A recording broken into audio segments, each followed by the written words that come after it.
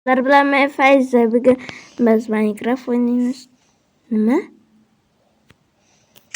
Ay Feyza sen. Ha, gördün mü? He? İçine girip göreceksin mi buraya?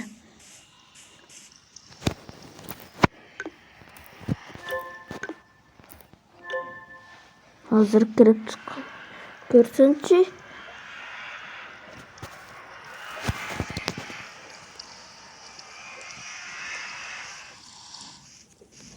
Mekan. İçine kırsam yangi verse götüp oldun. Hazırlaşma. Hazırlaşma yap ben. Kanı girip görelikçi. Yo bolla. Şurada ihtiyatı değil be. He. Yeah. Demezse. O aldığımızda kışlakçı bırakı. Gitti. Dostlar kadar abone olup like basıp esilerden çıkar beyler.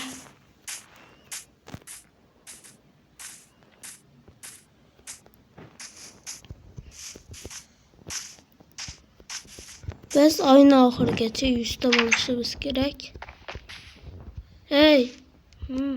Ha, bu samanlarını uflat.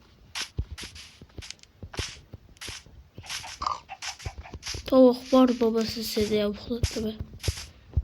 Özü uflava.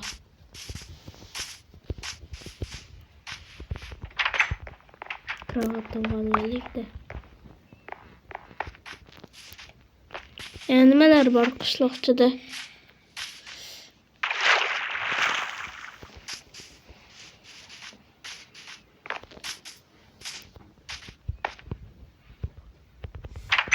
Sen hangi kravat aldın? Baktı.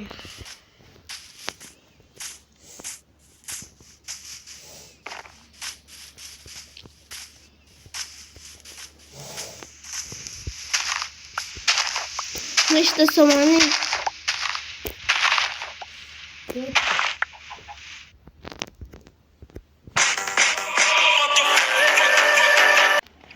Onlar hazırki videolarga ahamiyat vermezler. O reklama.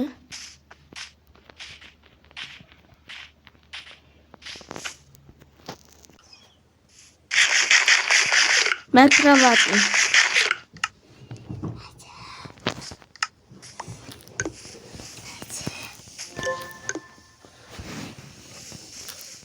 Büzülgen portal taptım. Yürü. Arastan.